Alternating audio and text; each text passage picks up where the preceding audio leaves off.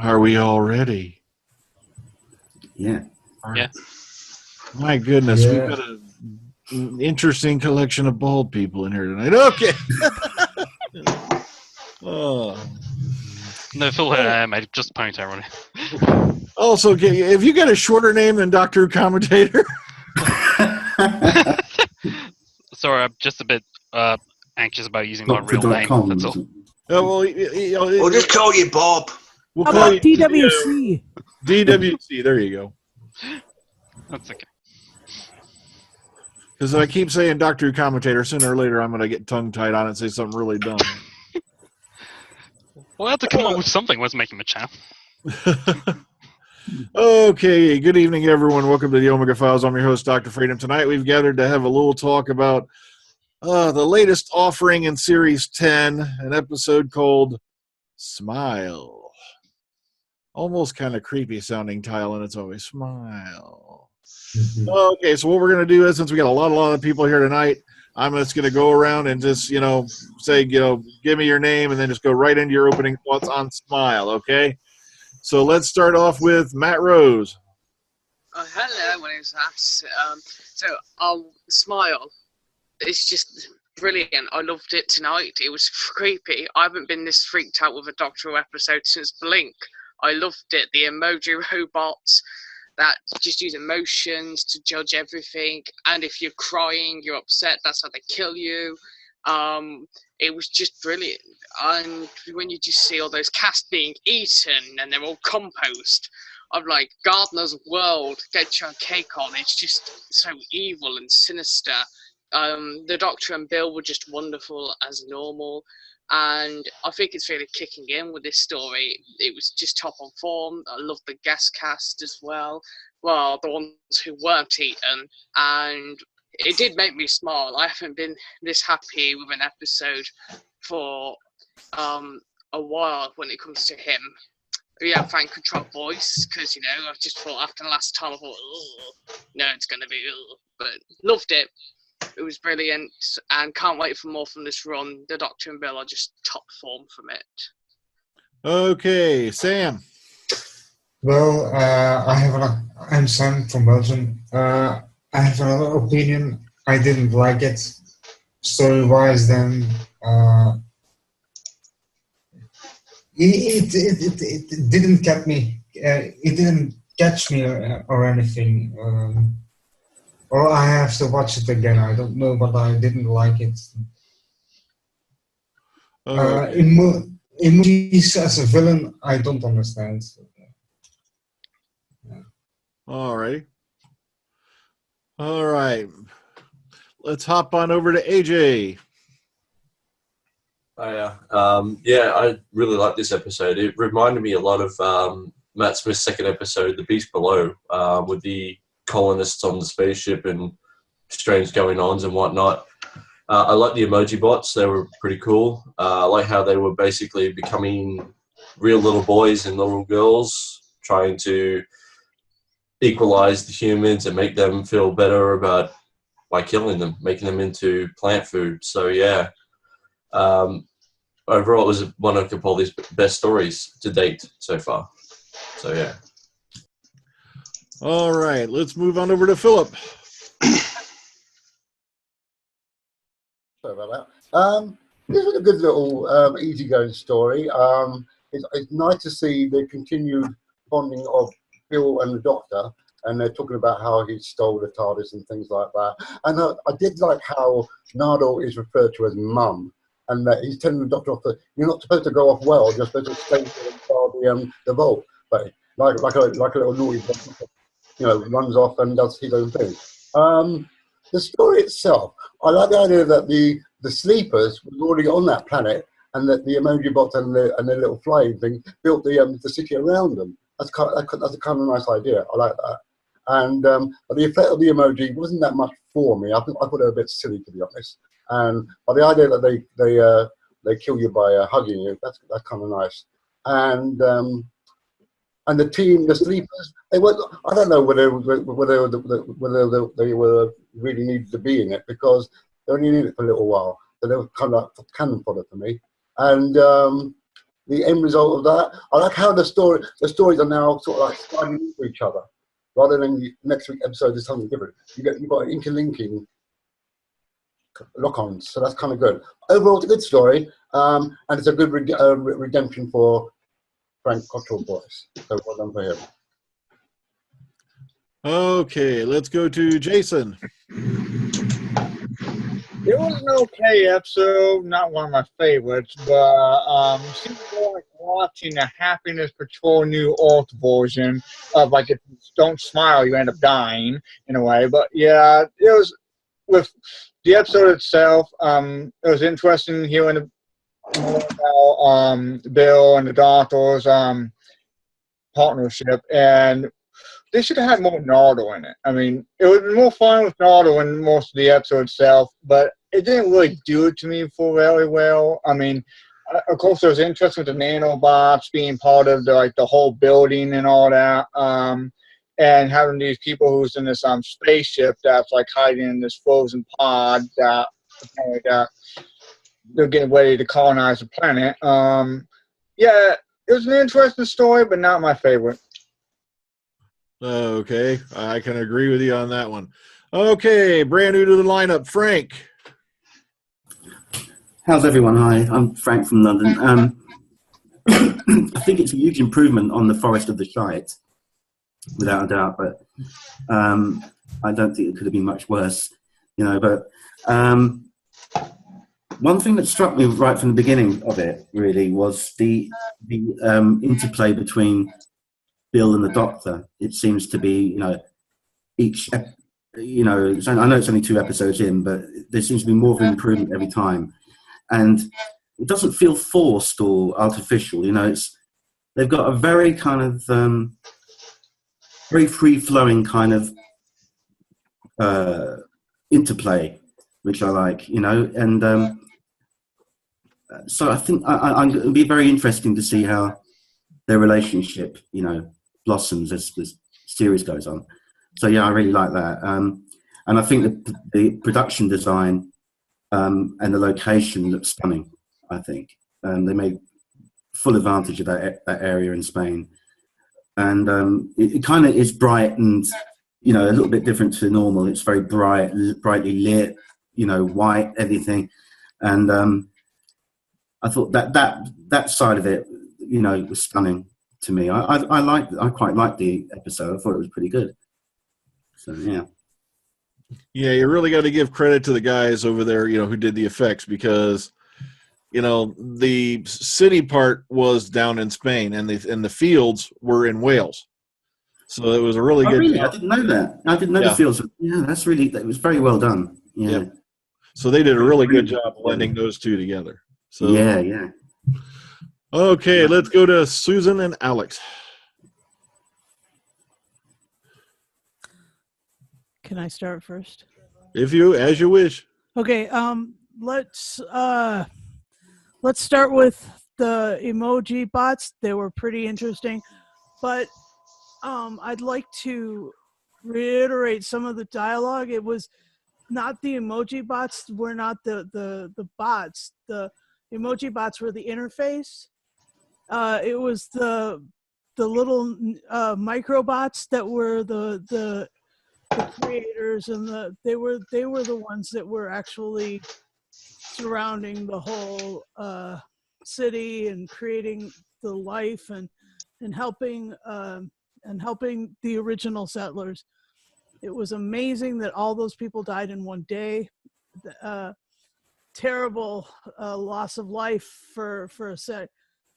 And I just want to say that, you know, if you learn from the Stargate franchise, replicators, these microbots can be, I mean, they start off really nice and everything, but they turn ugly fast.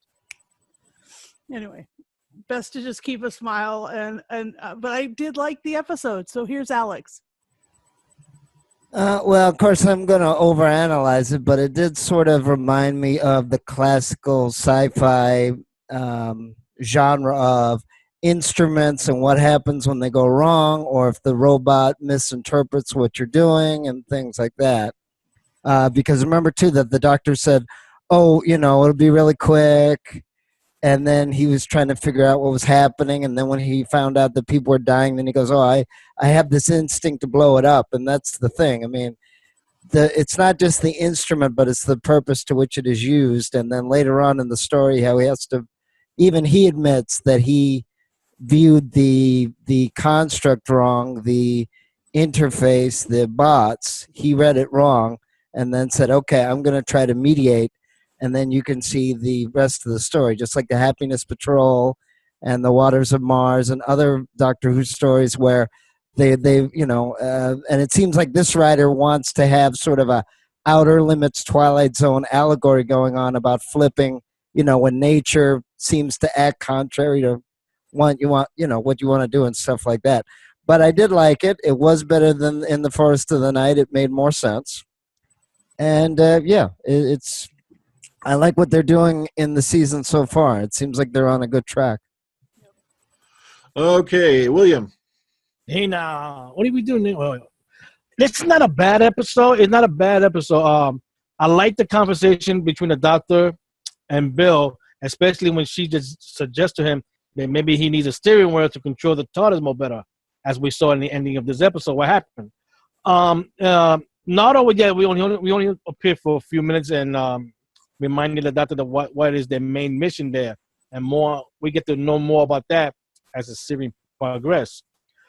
The thing is, the emoji bots, I don't consider them the villain of the episode. There was just servants that was misrepresented, that didn't understood some of their programming, especially when they saw a human die, and then how the other people reacted towards that person's death. So that's they couldn't understand it, and in a way it was their creators' fault for not putting that in their programming that people do die, because that was the thing. So, the funny thing about Philip saying that the humans that woke up wasn't needed, but it were needed, because if they didn't wake up, the Doctor would have blew up that whole thing, and the episode would have lasted 30 minutes. So they were needed to wake up, where he could talk to them, and for then when he leaves, they could deal with the emoji bots, and for they don't happen to fall to that bad program with them, even though he did restart them. Hopefully, we get when the way this episode ended, we know that they ended up in another time. That explained some of the set photos that we saw when Bill wearing the same clothes as the previous as this episode. That explains that right there. So it continues going on. This is not a bad episode, and it is much better than his previous story. And hopefully, down the line, we get to go more into the conversation between Bill and the Doctor, for she could understand him more, especially about his past like that. Because he if you notice when they talk, he gets his defense up. He don't want to tell her more about his past like that. So this sticks out for quite like that, and I hope it shows in other episodes coming up. Okay, Callan. Hello, I'm Colin. It's a bit like Art in Space, Frontiers, which is good. It's a very strong episode. Very happy with the interplay between Capaldi and Bell. Very good. Bell's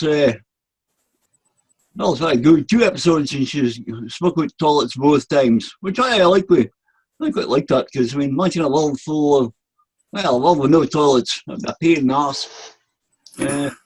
Yeah. That's Scottish are forever talking shite though, Callan, you know what I mean? Yeah.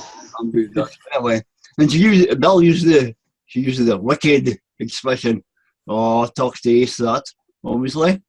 And as far as I can mark out there, I've only watched it once. Nanobots had evolved into a new form of life. So they have no concept of the human form of life. Okay, that's enough for me. Okay, Graham. Well, for me, as the guys have alluded to, much better out in here for FCB. Vast improvement in the Forest of the Night. I'm kind of on the fence with this one. I enjoyed it personally, but I can see where people will get pleasure out of it, and I can also see where people might go, what am I watching here? Now, if you're into action and fast-paced, this isn't the episode for you folks. This is maybe a characterization development type episode where it continues the relationship and the building blocks and the Lego between the Doctor and Bill. And you have this outing with the emoji bot, aka the Bardi, in the distant future, with this colonised area slap bang in the middle of that. I also find it interesting that even after 14 incarnations, 2,000 years, he's still very, very unreliable at times. He almost blew up a whole bloody colony based on a hunch. Wow, he's still his faults after all this time. But then again, who doesn't he, you know? Rash impulse can do that to you. But it's all about Capaldi and Markey in this episode for me. The banter's there, the dialogue's there, the interplay's there, and it is slow in places, but it does have an end to it. Means, all right, the big elephant in the room will be the big bad reset button, which everybody got on the internet goes, yawn. But it served a purpose here. Is it a great way to resolve things? No, some people call it lazy, and I can understand that, but it had an end to it means here, and it was decent enough.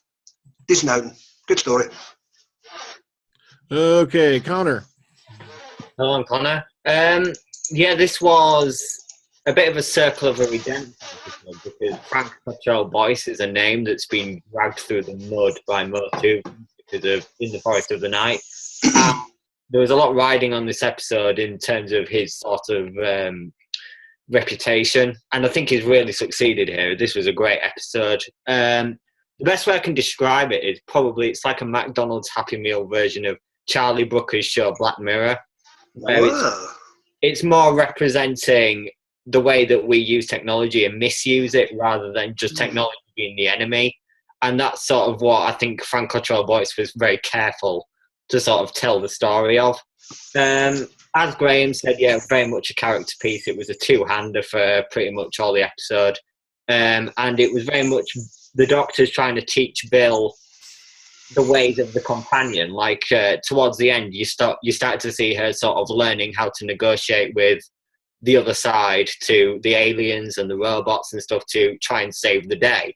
And she ended up doing that brilliantly. And Pearl Mackie completely stole it again. Peter Capaldi, fantastic, probably the best of them all in this episode. But yeah, brilliant story. Glossy, very glossy. I loved the look of it. It was just really colourful, really futuristic. The city looked amazing. And it was very much conceptualised more than In the Forest of the Night was, because you had a whole city made of these little interlocking microbots rather than just a normal city. So there was a lot of sci-fi, very high concept sci-fi elements in there.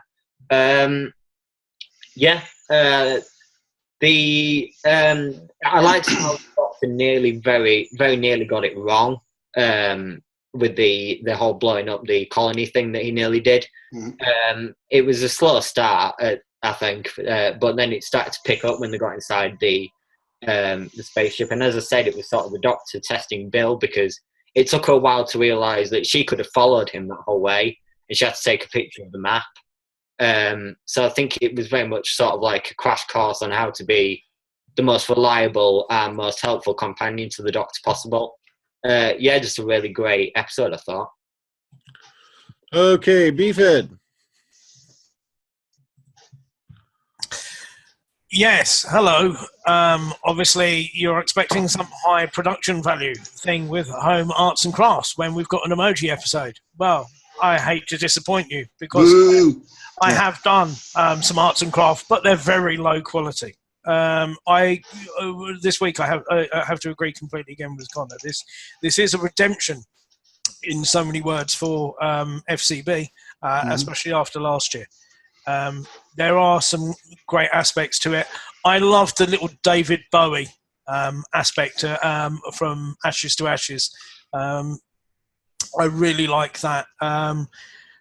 It's very much taking it to basics, I think. His last outing was very sort of magic trees and everything like that. This one, it's more grounded in science, and it's really strict. It's a real strict thing. You can divide this episode up into 15-minute chunks.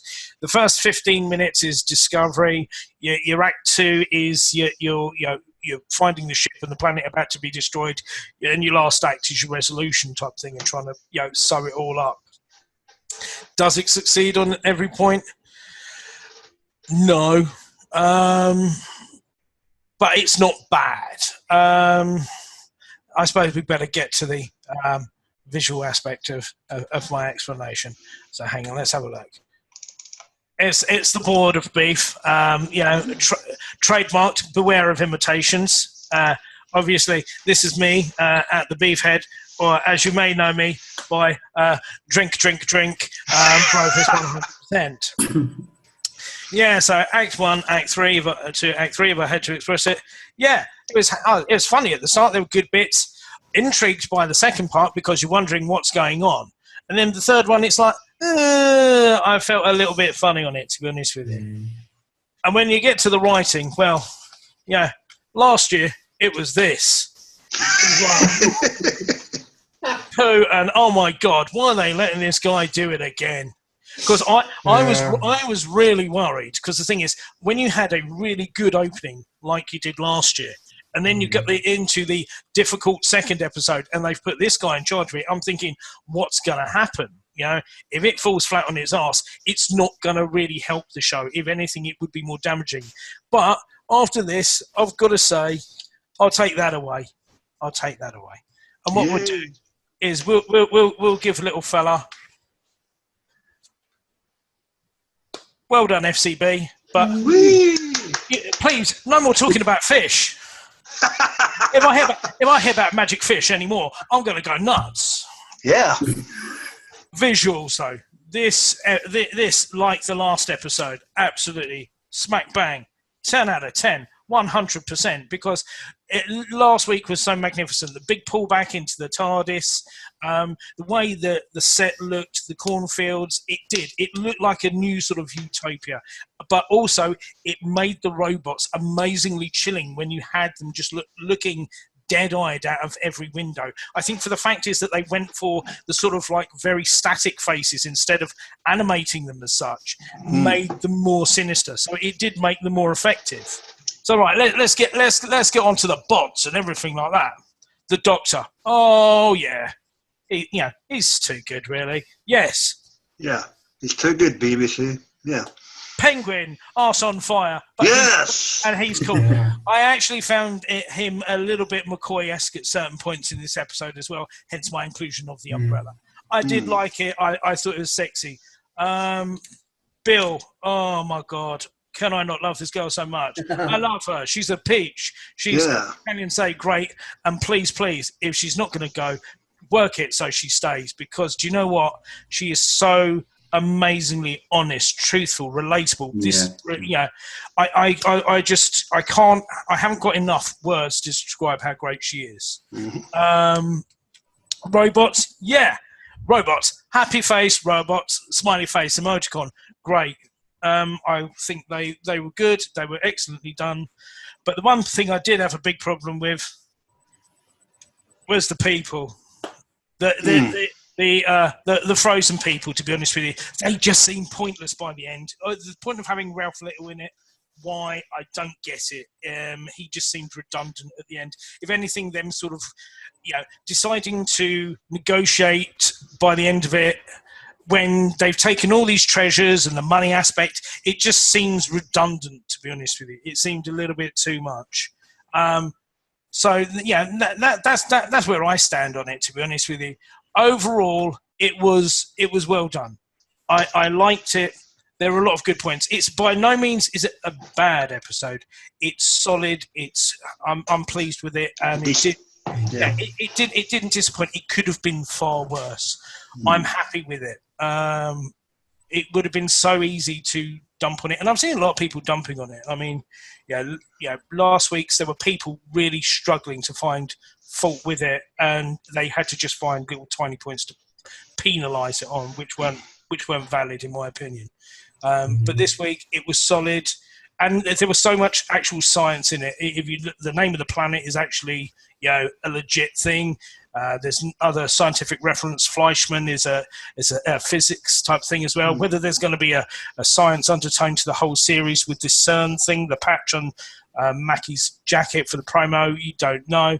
But yeah, and I love the ending. It did have that old school feel of the old classic episode. So yeah, very, very contented. Talk about an elephant in the room. Yeah. Okay, Elijah. Well, last week was really great. Sorry I wasn't there. But this week it kept getting even better.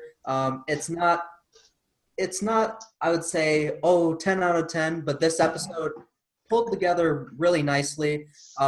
When Nardo showed up at the beginning and saying, "No, you have to stay here. You made an oath." And then when he walks out, he's like, "I'm not making tea for her." I thought that was hilarious. I got, when they talked about the colony on the ship, it kind of made me think of Power of the Daleks colony and then also Ark in Space. And also, I'm going to have to go back and kind of freeze frame what was all in that book that Bill was looking at. I mean, you could see destruction and chaos, but maybe there are some hints that could lead to something. And I like it because the doctor's like, "All right, you're going to guide me through this, this, and this." And she takes a picture of it, and he already knows. She's like, "You already have the map memorized, don't you?" And he's like, "Yep." So overall, I enjoyed this episode. Okay, also brand new to the lineup this week. Let's go to Doctor Who commentator. Let's say all throughout the week, I've been curious about what this episode is going to offer just from the trailers alone. I mean, when we saw the emoji bots, I thought, all right, so is this just a remake of The Girl Who Waited? We saw more trailers. I was thinking, what's Johnny from 2 Pints of Lager and a Packet of Crisps doing holding a gun? Anyone who's an American, that reference would go right over their heads. Then the episode itself came up. I must say, in the first few minutes of it, I was absolutely on the edge of my seat with it. I thought, oh god, where on earth is this going to go? Then it was kind of went from a bit of high, then kind of a bit of a low to me, then just perked up a bit at the end. And admittedly, that bit where Bill's looking into the book and saying what's happened to Earth, I am kind of a bit worried now. Are they going to go revisit that part? Are we going to learn what happened to Earth, or is it just going to be a one-off thing? I have no idea.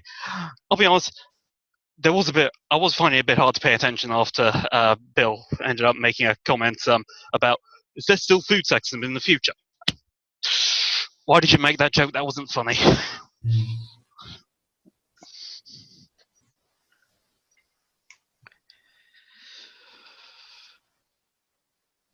Mate, can't hear you.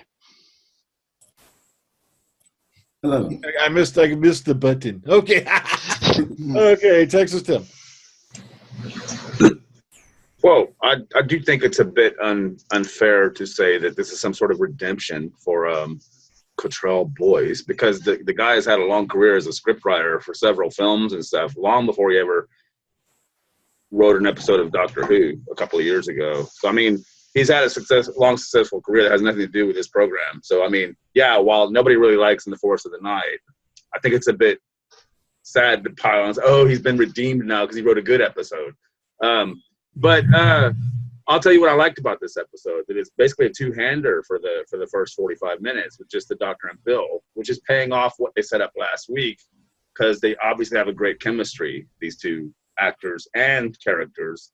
And I think it was just a lot of fun. I mean, I don't think you'd be able to get away with that on episode 3 or 4. I mean, so this is where they get to do it. It's like, okay, they just walk around and talk, and they have an excellent banter going on, and it's a lot of fun. And I like the idea of the emoji bots. I didn't like, though, pretty much the way it ended. I think it all kind of fell apart about 45 minutes in when the people started waking up, and it was just kind of grabbing guns and running around, and it just got a bit silly. I do like the way that the Doctor made a mistake, though, because he jumped to a conclusion, and people forget he does that from time to time. I think Beef had mentioned that it reminded him of the Seventh Doctor, who, as much as he tried to think he knows everything that's going on and run around doing that, he often made mistakes as well. Now I have to go to the window. And the bell, for who the bell tolls. Yeah, Texas Tim will be back. He has been summoned away. Okay, just some of you are going to be looking at me funny because, nah. It started out great. It ramped up, and then it just went down like a bad roller coaster. It just, I didn't get it. It was an improvement, but not really by much, because I agree that all those characters they threw in at the end were completely useless. They were completely pointless. They did not move the plot forward in any way, shape, or form. You could have easily just replaced all that with Bill going, "Oh, look, here's a bunch of doctor. Look, there's people in here asleep." And then you could have spared all this bull crap with a bunch of useless guys running around with guns. Oh, we're going to go blow up the slow-moving robots. Meanwhile, the real threat's coming out of the frickin' walls. They're coming out of the walls. Oh, God, aliens moment there. But the thing is, like I said, I had to rewatch this episode almost twice. I'm not kidding. It really built up on a high note, and then it just fell down to the point I fell asleep. I just went... After a certain point, I just lost interest. It's just, sure, the ending was there, but to me, it was too little, too late. He redeemed himself, but some sort of it, not by all that much. Like I said, I just was. This was not a cracker of an episode. This does not even measure up on par with the previous week at all. It's not even anywhere near that level. So I don't know. Maybe it's just the first episode set the bar pretty damn high, but this one did not get over it. This was like, that one-legged guy in the ass-kicking contest trying to get caught up. It was not working for me. I just did not get it. Also, the emoji bots to me were more of a laugh than a threat. I'm like, what are oh, look, well, they're the interface. It's like, so, yeah, they really don't have to chase you. Just send the damn bots out of the walls and you can wipe anybody out. So... like I said, the whole emoji thing kind of lost its flavor after the first half hour. It just got to be repetitive, and I just couldn't get into it after that point. So I got to disagree with most everybody. I did not get into Smile. Just not my cup of tea. Did anyone actually? Go ahead. Sorry. So, did anyone actually understand why the bots were killing people? I understood it was something to do with because they sensed grief, but how did they learn the idea that if they detect grief, they should kill you? Because they wanted the world to be totally happy. They wanted to eradicate all unhappiness. That's what the doctor. Yeah, but in this case, if the guy who wrote the software for the emoji bot survived, he should be getting beat on the head with a dumbstick, because I'm not kidding. You didn't anticipate it go wrong in any shape, way, or form. You see, it's like, that's a really big software screw up. It's like, at least with Happiness Patrol, it kind of made sense. You had a person involved. Exactly. Well, that was a dictatorship, so in that sense, in that way, it made more sense. Well, yeah, I'll have to say that. At least they didn't pull out the fun guns. Okay. I think it's an old trope, isn't it, where like mankind falls asleep and the computers take over and make a few mistakes and things get screwed up. I mean, it's something they've used before on Doctor Who many times, like the whole bit with Tom Baker accidentally turning that group of people into a bunch of savages by yeah. So I mean, it's just it's an old idea. That's what I think where it fell apart towards the end, because I thought it could have been. I thought it was really interesting up until that part when the people woke up. Then I thought it just got kind of okay. I could see the point of maybe the emoticons. They should have added more. They should have added another level to it, or if they had added more emoticons. And as far as the guys with the guns, yeah, they probably should have used children, but I don't know if then it would have been contrasted with a lot of Star Trek episodes. So it's kind of that's the problem when you're trying to set up a science fiction story about civilization and founding a society. I mean, most of the tricks have been done. Most of the tropes have already been done. So that's another thing too. It's like, talk about a real screw up on behalf of the guy who wrote the software for this brilliant new colony. You woke one of the frickin' kids up first. Hello, you don't want the kids running around on an alien planet first with unsupervised. Could that not be a technicality inspired by the robots? I mean, could that not just be one of their mistakes? You see what I mean? Unless that kid is one of the ones that was part of that original crew that was waking up. He was. His mother had him in a hologram. Oh, and he got murdered. Yeah. And by the way, did anybody notice that was Gita from the Sarah Jane Adventures? Yeah. To be fair, maybe the idea was supposed to be that the emoji bots would have looked after the kids first. I mean, you saw right at the end, one of those emoji bots actually was looking after one of those children. Yeah. It could be that too, but then in this case, we've got you'd rather have Freddy Krueger watching your kids than these things. Well, I think they just expected that when they would wake up, that boy was going to find his parents, and obviously he wasn't. So With regards to the idea, though, of the grief being a plague type thing, I think it was a bit of a weird way to describe it, because the thing is, I would have looked at it more as like a customer service type thing. You know, sometimes when you walk out of the store, it's like, how did you experience your service today? And tap one of the 5 buttons and there's all smiley face and angry face. It's like that, and I think that's what it is. It's because the user is getting a negative experience, they want to remove that, so it's a positive experience, and that's the reason that they're killing people. That would make it more understandable than this strange emotional investigation into machines that don't understand emotion. So you're really trying to make a hard sell. But yeah, that's the thing. It does fall apart at the end. Yeah. I mean, you're not really removing the emotion, more as just killing the people with the emotion. Yeah. No, but to be fair, it was cool though that they didn't make the doctor realize he had made a bad mistake by jumping to a conclusion, and he fixed it. And of course, there's the fucking window again. But I mean, again, didn't we mention about the impulse control, the impulse choice, and then the instrument and the way that you use it? I mean, maybe it was something just as simple as the program was corrupt, or the program went on too long, and errors occurred, and you know, all you had to do was turn it off and on again, to use another computer trope. IT crowd. But, you know, Yeah, sorry, that's go what I ahead, thought when I heard that part. I flipped them on and turned them. Yeah, she turned them off and turned them off, turned them back on again. I'm like, oh god. It was a reboot. Yeah. I'm a bit confused how you're not going to just have the exact same problems you had before if you switch it off and on again, though. Well, you know. He said he deleted that memory. He doesn't know who they are. He doesn't remember what they did or nothing like that. So they started all over. Yeah, and by the way, how do emoji robots know the concept of money? What the fuck? I mean, one of the main, like I said, the 2 main complaints I have about the episode, even though I did like it, you know, most of it, is number 1, the guys with the guns, that did seem a little bit reactionary. And number 2, they didn't test the software, so somehow this fault just developed and nobody caught it, you know. They got test the software of this Ranger time. I sort of like a very subtle moment, but when at the end, when they were shooting all the Vardis, the 12th Doctor was just standing there doing nothing, and that's very much it, because everyone's getting slaughtered around him. Well, you have to understand, at least my understanding is, the Vardis are also a life form. Now, whose side are you taking here? Yeah. Doctor catches robot. Okay?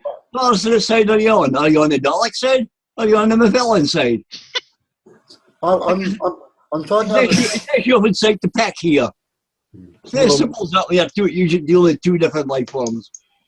I'm trying to understand, if that planet was meant to be a new haven of peace and security, why the hell did they have guns there in the first place? Because we're humans and we can't live without the damn thing for something. Yeah, no matter where we are in time and fucking space. I'll tell you though, even though this episode did have some issues and certain aspects of the writing which we've discussed, I absolutely loved some of the dialogue in this.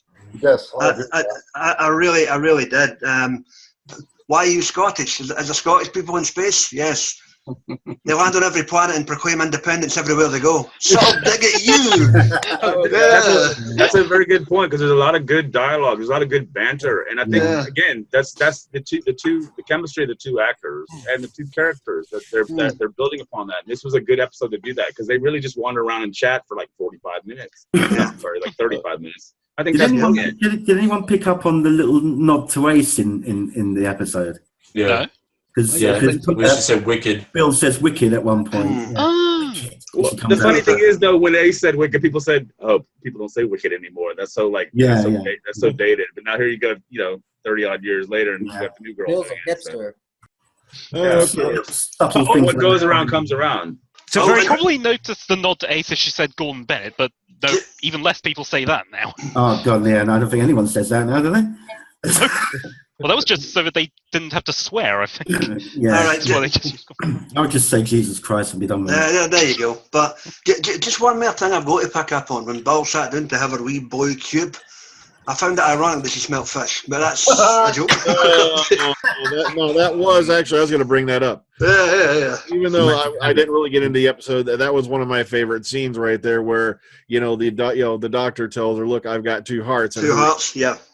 was just priceless. It's like, wait a minute, what? She's not going to let Also, that one go. She kept asking him. Yeah. He kept bringing up, what was it called? The haddock. Magic haddock, wasn't it? The magic haddock. Yeah. Yeah, which ended up being a story he told at the very end of the episode. I thought that was pretty The clever. monologue. Yeah, it was a good monologue. Yeah. Well, I mean, that's the same story as the monkey's paw, is it not? I mean, where the guy has wishes and wishes the wrong thing, and So I mean, that was pretty clever. Two other things I like though, because I keep getting cut off, is the way they wrote Nordal out at the beginning. And obviously he won't be in next week. So that's another thing that I like. This one dives right into the next story. I mean, that's Maybe pretty right at the end. I think Elijah put up a little picture as if it was like a first Doctor episode going into next week. Yeah. And there you go. See, I can't even complete a sentence.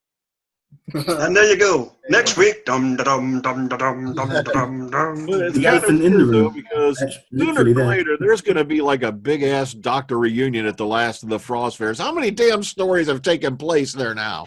You're not wrong. Come on, you had a Bill Hartnell story in Big Finish that took place in that same thing, the last of the Frost Fairs. Now you got this going on at the last of the Frost Fairs. It's like a freaking Doctor reunion must be going on there. Oh, remember he took River Song there? Yep. Yeah. Oh yeah. Yeah, I sailed on the Thames. Yeah, beginning of Good Man Goes to War. Yeah, remember when she sitting there doing her little skating thing and blah blah. And remember they took Stevie Wonder there and he sang, but and they didn't see what he was. Go figure. Yeah. So it seems like the last of the Frost Fairs has become like a frickin' central nexus of the known universe. Or something. Good evening, Florida. Yeah. I do hope that with Bill that we get a different range of shall we say, emotion from her, because right now she's all happy and all wonderful. It's all fantastic. I want to see her in a state of terror and kind of like But Phil, you're just a bloodthirsty motherfucker, aren't No, you? but I want to see, you know what I mean. I just want to see her be a bit more, less happy-go-lucky and getting more. I Sort mean, of it's You want only to see her on the a second page? episode. You know what I mean? You know. All right, hang on a second, Alex. What do you want to say? I said it's only the second episode. I know, but I know it's coming. But I'm looking You forward got to it. You got it though, Phil. You got it. With the book. When she was looking at it, she was terrified. Like she pissed herself. Right. Two things I highlight. Yeah. Right. First of all, I love the idea that you have to make Capaldi's Doctor, who's not a natural smiler, smile falsely. Oh, brilliant! Yeah, a great way to put him off on the back foot. And the only time that I really noticed a genuine smile out of him when he turned around to him and goes, "You're in the belly of the beast." He looked genuinely happy at that. And when you expected her to be, she got a little bit turned on by it, by the looks of it. Yeah, because she had a smiley face emoticon. But yeah, when she found the book, she was like, well, what happened? I need to know what happened. And she does look like she gets all choked up and everything like that. Yeah. So you are starting to get, I think, a wider gamut of emotions from the book. I like the idea though that as well that she's the kind of girl that has like had no advantages. No, it's like all disadvantages. I mean, she's had no parents. No parents. I mean, no solid. But she's hungry for information, and so it's amazing to her that she's met this guy, and she even calls him the best tutor ever at some point because she's learning from him and she's excited about it. I mean, that's the thing. She's like a sponge that just wants to devour knowledge, and she's had no opportunities up until this point, even though she works as a chippy in a college. She has to like sneak into to speeches and stuff because she fancies some. I mean, you know what I mean? They build upon that about her character is that she's hungry for knowledge. I think that's brilliant. Phil, Just want Depression 101 to happen. No, not that. Anyway, we'll get to Depression 101 later on. One thing I want to pick up on was the bit in the greenhouse or where the crops were, you know, and the remains for it, and he puts up the skull, and he's holding the skull. And you go, I was a wee bit upset as I go, alas, poor Adric, I knew him well. But there you go. Coming back. I knew you were coming back. Yeah. There you go. I was expecting a bit of Hamlet going on there or something. Yeah, I got a question. Did they mention what year this takes place? Earth time? I don't think so. No. Or I mentioned that Bill wanted to be in the future. She wanted to see the future was. I don't think they gave a year. Okay, because I was going to say this probably ties into the Beast Below with how Earth was evacuated during the solar flares that ravaged the Earth. That's probably what she was looking at, the murders and people hoarding stuff and trying to get away. And ironically, the solar flares tie into his Magic Tree episode that we all love so much. Yeah. Well, also, also Ark in Space. The Ark in Space, yeah. I mean, that was all the same time period. It's amazing how many doctors they have bouncing around this time period. Yeah. But, it's actually, if you pay attention to the episode, he does actually mention having met several Earth colonies before having to evacuate Earth. You know what I find interesting is when Nardal says you're not supposed to go off Earth. Who told the Doctor not to go off Earth? What's the promise? You want to know that, Phil? Tune in and you'll find out. Well, that's what I like too. He says, "Oh, it's Mum." In other words, here comes this, and I didn't really get what we don't know why Nardal doesn't really like Bill hanging around, and vice versa. She was trying to hide from him, like she's like, "I'm not really here." You know, I mean, I thought that was cool because that's something to think of. But I think it was effective how they wrote him out at the beginning, kind of like you would do with K9 or whatever. And you know what? He won't even be in next week's either, I guess, because this one dovetails right into that one. And we'll have to see when they get back. And they could do. They'll be right at the end, probably. But they'll end up being right back when it's time for tea, like he intended. Yeah. I think that's what's cool about it. It's very First Doctor the way they ended that. With the, I like the idea that Elijah put forward about how this could be the end of the story of what's going to happen for the rest of the series. So, you know, with the Truth Monks and with the Mondasian Sidemen, maybe something happens to the Earth, and what we see in Smile is what's going to happen to the human race in the very distant future. So it's almost like you're seeing the end of the road before you've even begun the story. I like that idea. It's probably not going to happen, but that would be a nice way to sort of connect everything together, I think. It is good, though, that it does seem to have a nice little connected run of stories. We'll see how it all ends up at the end and if it works effectively. But, I mean, that's something they've been trying to do since they brought it back.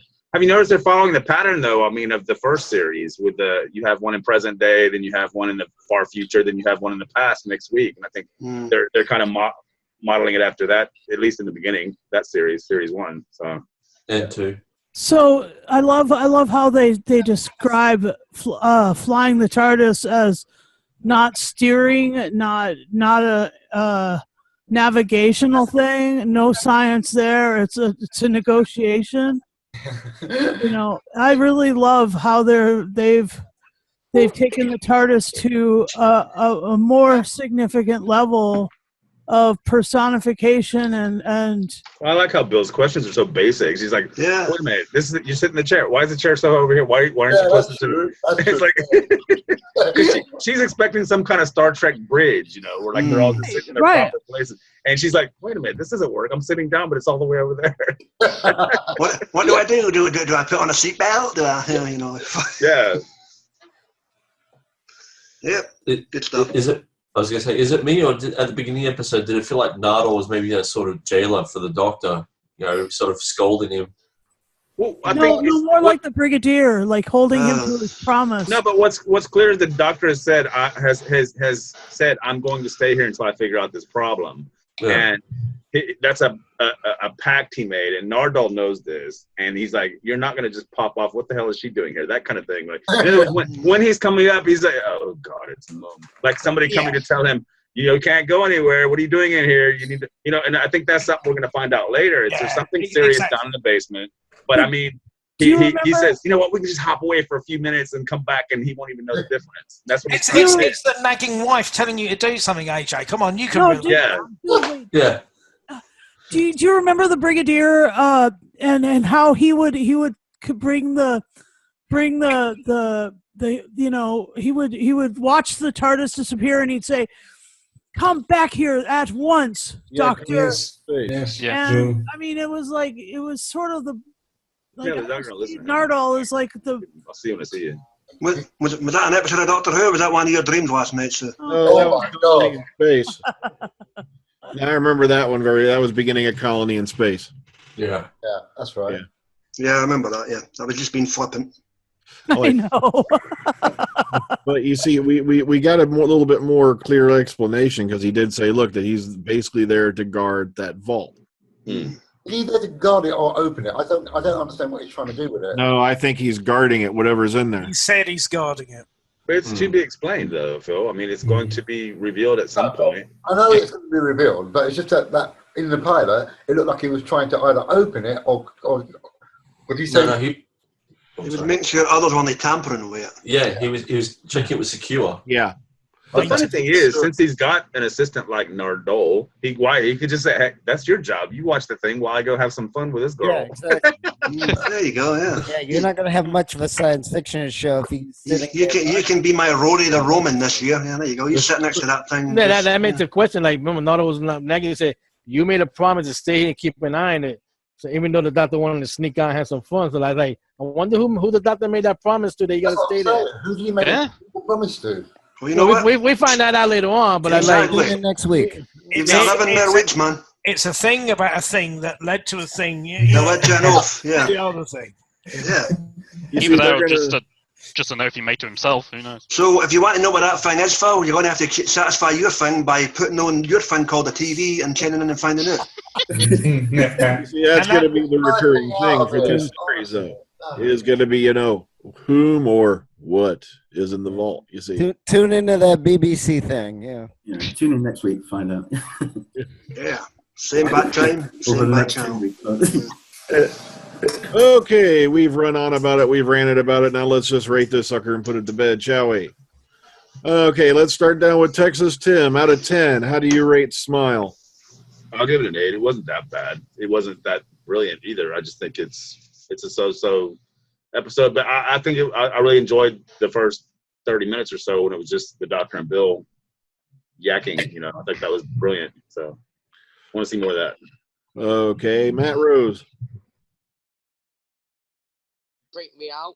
It made me smile. I'll give it a 9.5. All right. Connor. I'll give it 7 whole smiley emojis. Oh, you took my line away. Suck it up. Okay, Doctor Who commentator. About a 6 out of 10. All right, Elijah. I'm gonna have to give this one a 7.5. All right, Beef.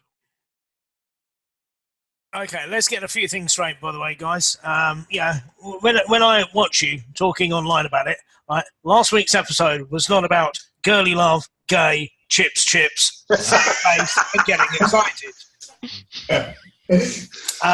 It was. You should be tweeting about girly, stars in the rise, and wet girls. It really was. Look, let's get down to the brass tacks of it. This could have been a disaster, and it wasn't. Hey, look, we've got by through the skin of our teeth. There were some good points. I'm not a big fan of the reset, the ending of it. Yes, that is the bit where it falls apart. The first 2 acts, completely echoing what Texas Tim said, are the most solid, most interesting parts. As soon as the people start waking up out of the freezer, then it all goes a bit to poo. But hold on. Was that not an in joke for the in crowd? You turn it off and turn it on again. Oh yeah, of course it is, but it's sort of like, but it's. I know what you're saying. Sorry. It is. It's just it does you a disservice for the groundwork that you've put in before, because it's a case of it did seem like a sort of old school story that you would have had spread through maybe 3 episodes or even just 2. And you had this lovely sort of well metered sort of first couple of acts to it, but then it got really rushed and pulled together at the end, and maybe sort of cut a couple of bits out just to make it come together. You got to feel sorry for that little Indian kid by the end of it, because he ain't got no family left, and it's sort of like, oh, what's happened to him? He's going to be depressed as hell. Free chapati, yeah. So it That's could what I have mean. been worse. Yeah. It could have been worse. It could have been better. I am quite solidly resolute in saying that this would probably be. I'm happy. It's cool. It could have been far worse. Next week is going to be great, but I'm going to give it a 5.5. Okay? By no means is it the worst. By no means is it the best. It was solid. It got us where it needed to do, and it did the job it had to do. We've got through this one, guys. This was the one I was nervous about. And I'm glad they got this one out of the way at the beginning. Yeah. Yeah. That's true. Happy trails all the way. And Dr. Who fan show, my lawyers are watching. Yeah. Okay, Graham. Oh, I'll concur with Beefy now, and I hope it has sentiments there. It was watchable enough for me. It was decent. It was an improvement on Tiger, Burning Bright. Let's not mention that episode. It was shite. So, yeah, 6.5 out of 10 for me. Okay, Callan. Right, the reset button wasn't really a thing because a lot of people had died, so I don't need to worry about the reset button. All computers have got reset buttons, so I don't think we should really bother too much about that. I'm going to, for what it was, I'm getting a solid 9. There's no problem with that.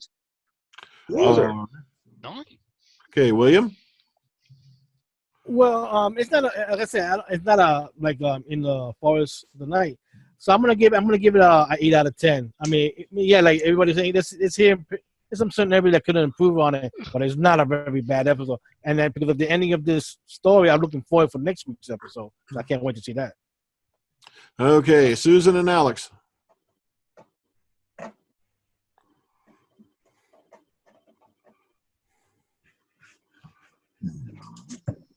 And you're on time, kids. we've got a night. It's like they're going to sing a really bad Okay, karaoke sorry, duet. microphone trouble. So the What you doing? The resolution could have been a little bit more intellectual, but they only have a certain amount of time. It's not too party. Never mind. I'd give it a 7.5. It is an improvement on the first of the night. Maybe they just need to find another writer to take over for Boyce. All right. I would say that I like the episode. I'll give it a 9 out of 10, and I really think that it was quality, and I love the interplay of Bill and the Doctor, and the Brigadier. That Nardole is acting like the Brigadier. Wait. What's this? Hang on. Sorry, Sue. Act 1. My boards are racist. Sorry, I had to do that because I want to get a snapshot of that later. Okay. Okay, let's move on to Frank. Yeah, I think I'll give it an 8. What the things that the redeeming I mean, at the end, as everyone said, it did tail off. You know, it did lose its way near the end, but I really like the way that the relationship between the Doctor and Bill is blossoming.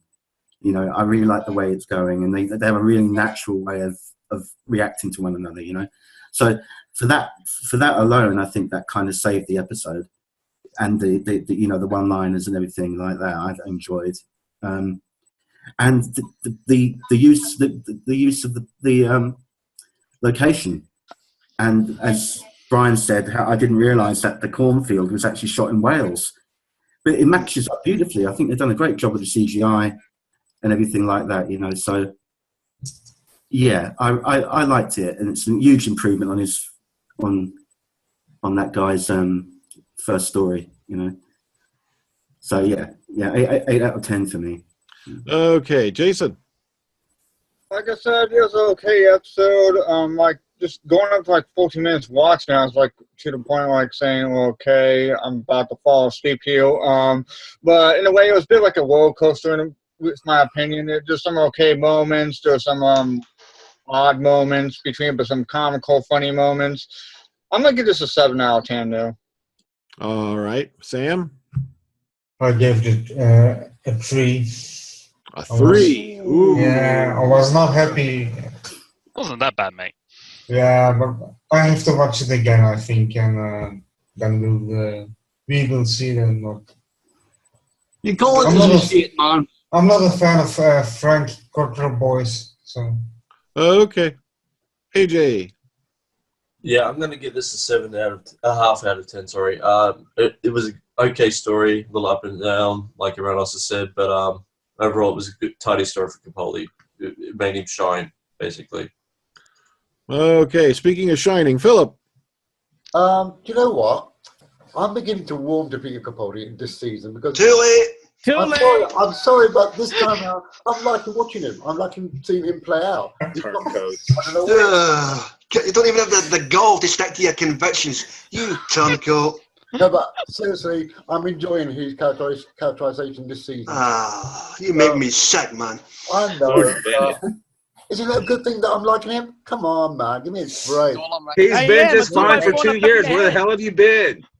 Yeah, but this time he's more stabilized here, and this is good. It's a good characterization. In regard to the story itself, I know, but in regard to the story itself, it was enjoyable. It's a nice, easy watch, and kids will enjoy it, adults will enjoy it. And you don't have to sex your brain with it. It was fine, and from that point of view, and especially in regards to Pearl and Capaldi, I'm going to give this an 8. All right. Yeah, the P squared TARDIS team, Peter and Pearl. Like I said, they were fantastic in this episode. The dialogue was brilliant at first, but then it got just a little over halfway through, and it just put me off into the land. Me too. So I can't give this episode higher than a 6. Oh, that's handy. That's not bad. Consider. It wasn't subterranean. It wasn't Love and Monsters bad. It wasn't Fear Her bad, but at the same time, it wasn't spectacular either. Like I said, it started off great and then just kind of fell off into the land of Nod for me. So, and for anybody watching this cast, regardless of what we think of the episode, good, bad, or indifferent, it's still 10 times better than Class. Oh yeah, with you there, mate. Yeah, let us not think of Klars. If only we had the beef board then. And thank you, Beef, for that. The emoticon review. I enjoyed that. We should all, actually, imitation is the sincerest form of flattery. So exactly, yeah. Beef's money. If only I could look into my crystal ball. Yeah, that's it. Because I get paid for this. Yeah. You should be getting a backhand for the BBC, man. So extra reach around. Okay, so that's a wrap on this one. Please join us next week as we sit down and have a little talk once again about the last of the Frost Fairs, where every doctor seems to take his girlfriend and or companion, and we'll delve into a tale called Thin Ice. So until then, everybody take care. Enjoy the rest of your week. And Moffat don't care when he says, "Give me an elephant." Wait, what are you freaking out about, dude? We doing now Big Finish Thin Ice? No, I've done that already. Good. There's no rain. Good night, everybody. Be seeing you then.